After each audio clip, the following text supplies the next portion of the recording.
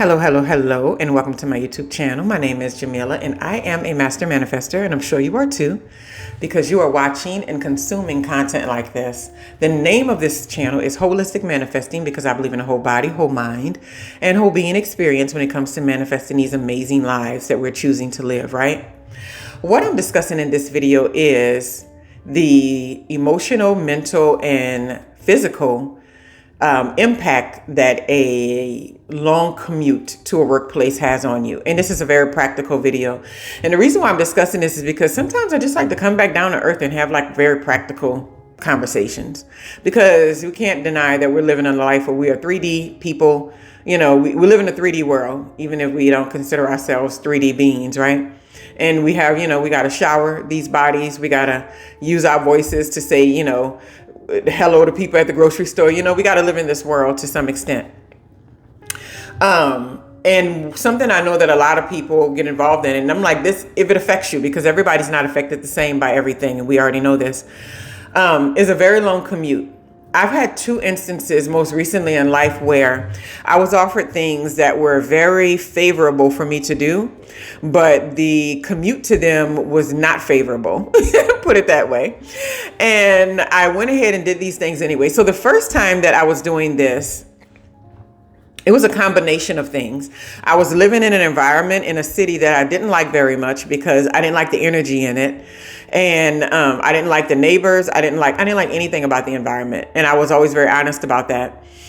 And it would literally take like 25 minutes to completely get out of the neighborhood and make it to the interstate, like out of the, the streets area, and make it to the interstate. Then once on the interstate, it would be back to back, bumper to bumper traffic, people cutting you off constantly because they're all trying to get into this one lane to get onto the interstate and to go in this one direction towards downtown. And then from there, and then through this whole process, I was taking my daughters with me.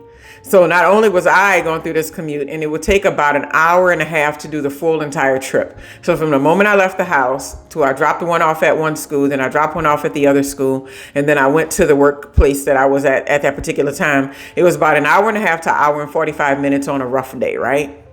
And at the time I was around people that didn't care about my well-being. So I was encouraged to do this, because sometimes you got to know when people truly care about your well-being, they won't even want to watch you do this kind of thing if they see that it's breaking you down mentally and physically and emotionally and stuff. And so one of the major effects that I saw in this particular process was the lack of actual time in a day that I was having. Because if you think about it, you're going into this place and you're spending all these hours at this particular environment, and the work is fun. The work you're doing is fun, because that's another thing. The work I was doing was fun, but by the time I got into the place, I was so aggravated with what it took to get there that it was exhausting. And so it took me like almost 2 hours to kind of come out of that space, to get acclimated with the environment, and then sit there and then try to get the best version of me creatively out into this, into this work that I was doing. And then leaving, it was the same difference, and even worse, because by the time the seasons had changed, it was nighttime every time. It was nighttime when I left, and it was nighttime when I came home. And so I was in an environment where the person I was around didn't care anything about my mental health and well-being. And it was a constant struggle every day. And so I did this for like almost a year, a little bit more than a year. And the impact that it had on me was a very emotional impact. I felt sunken. I felt tired all the time, like mentally drained. I was, crying out of the blue for nothing and for no good reason all the time. While I was in the middle of driving, I would be listening to some YouTube video and I would just break down crying. And my daughters would be like, "What's wrong?" And I'm just like, I was like, I don't know, nothing and everything. And that it was just a very saddened and sunken space that I'd become. And when I would get back in the evening time, I remember the only thing I had time to do was take off the work clothes, pull out the outfit that I was going to wear the next day, get food ready for dinner for them. I don't see how I know people that do this, and I give them all of their flowers right now, because it is not an easy road, especially if you are naturally a creative being. Some people are wondering why they're bogged down with depression, anxiety, and anger. And a lot of times it's from the rigmarole that they're putting themselves through doing these commutes and going into these workspaces, right? And then during that time, the workspace I was at, the managers had changed several times, and it become even a very toxic environment to be in. It started off kind of easygoing, and it got very toxic. But I feel like this was all me attracting this to my environment.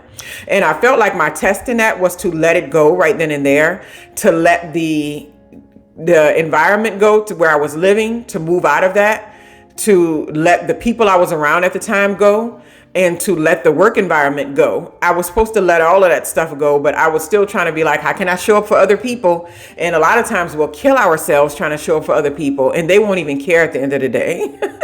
They will not care. And the emotional toll was horrendous. I was even doing therapy at the time, which I think therapy is beautiful, but I was even taking like, I would, I would reserve these little rooms around the college I was at, and I would go sit in them so I can have these therapy sessions. And I was literally like crying in therapy, and this was at work. And so I would go sit in my car for like an hour at a time. So like it took a real deep emotional toll on me, and I didn't know how to break free from all those things. But eventually I did. So, we learned how to break free. Another thing, so like anger was through the roof. So I got past the point in my life where I was like acting out on anger all the time, or like doing things that like showed anger, like slamming the door. Like I am no longer doing that, but anger will kill you from the inside out if you allow it, right? I think about all the things that was going wrong with me physically from the anger and stress that I was going through. I was having these unnecessary pains in different parts of my body. My hips were in pain, like a lot of pain all the time. I was having headaches, and I'm not even the kind of person that gets headaches. I was having headaches regularly. I was having a hard time breathing, just in general. My heart was beating fast and irregular, like it was doing this irregular heartbeat, like this triple thump sometimes. In the middle of the night, I was like gagging and gasping for air, like out of nowhere. And like, I haven't done that in forever. So that lets you know when you're in the wrong environments, man, a lot of things will start happening. And I'm thinking long-term stress and anger like that can really wear you out. Like I would wake up in the middle of the night and like gasp for air, and just like, thinking like something bad was happening, like just all of a sudden, like boom, just raise up. And I would like be coughing and stuff like that. And like my chest would be in pain.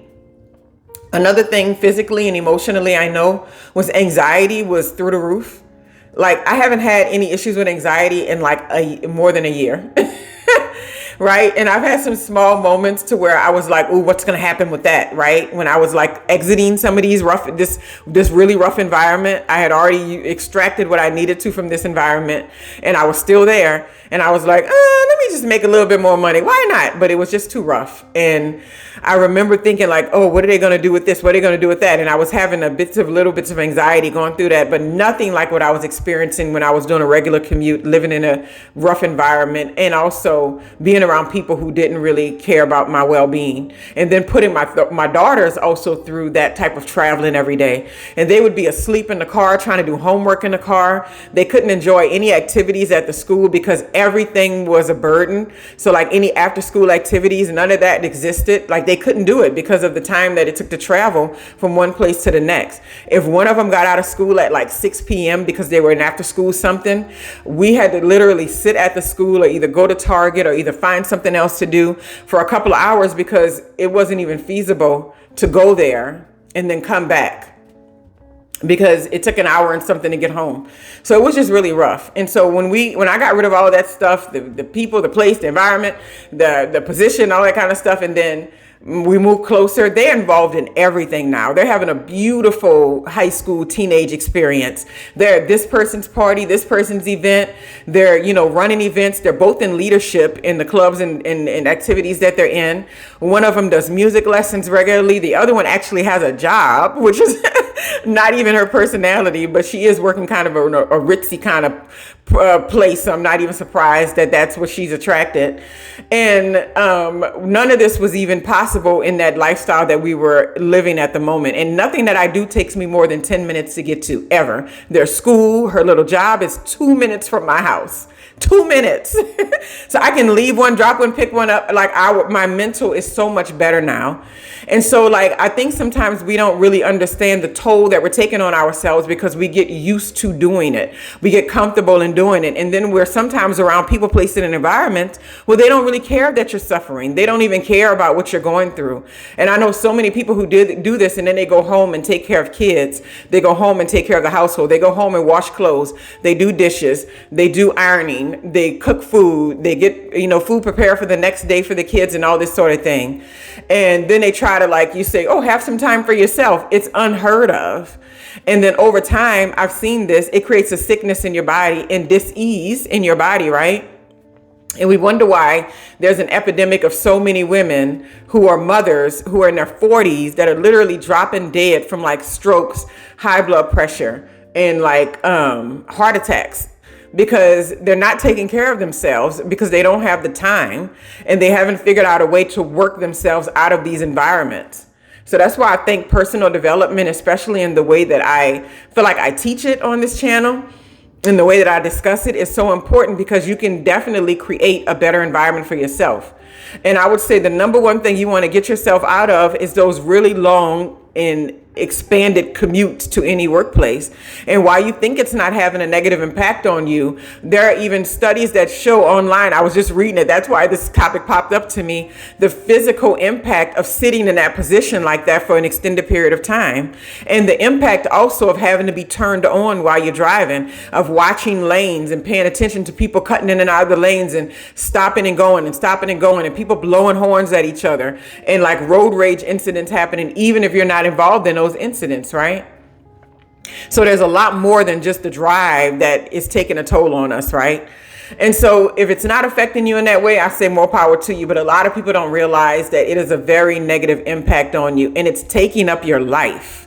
When I would end at the end of the day, it was literally 3 hours, between 3 and 3.5 hours of my day that was gone to being in a vehicle and maneuvering myself and my daughters around to the places that we had to be in. And I just think there's so much better things to do with your life. I'd rather be home. I'd rather be in the house. I'm very much so a home. I'm a make home beautiful kind of woman, right? Like everything is comfortable. Everything is plush. Everything is sweet. Everything smells good. Everything's clean. Like I am that kind of person. Why would I want to do all that and then spend 8 hours of the day out of the space that I love to be in? No, I want to be home. I want to leave when I'm ready to leave and do things, but I want to be in my home space. I want to cook. I want to prepare, meal prep so my daughters can come home and it's like they don't bother me for like 3-4 days because the food's already in the container and they know what's available to eat. We don't even talk about food in that kind of way. They just say, oh, what did you cook? So it's like, why would I not want to do that? I want to go for walks. I want to sit on a patio. I want to enjoy the space that we spend so much money on and time and energy on creating, right? And so you're taking all that away from yourself whenever we put ourselves in positions to where we're spending so much of our day trying to get to and from. And then a lot of times people are in lousy work environments once they even get there. And that's a whole nother video. So think about that. Think about how is this long commute that we're putting ourselves through sometimes taking a toll on our lives, and whether or not it's something that you can clean up or get rid of, right? There's another good video that I watched the other day, and it's a woman, I forget her name, but she shows people how to turn their existing jobs into remote positions, because a lot of times people don't even know that they have something that they can do, and they can do it outside the office, right? I've had, siblings do this before they transition themselves out of their jobs into being entrepreneurs and stuff like that.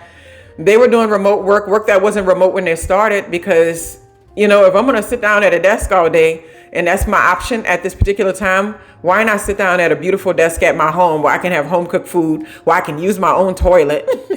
Because I hate using public restrooms. I mean, I will hold it as long as I possibly can. And they're like, you're at this workplace all day and you got to be doing all your personal life and your hygiene, especially as a woman in this environment. Think about ways you can do that. And you know what I love most about it? Being able to show my daughters, my family, being able to show them there are alternatives. You don't have to stay in this type of lifestyle. And it's like, I see all these people. I can actually see an interstate from my patio when I look off into this way.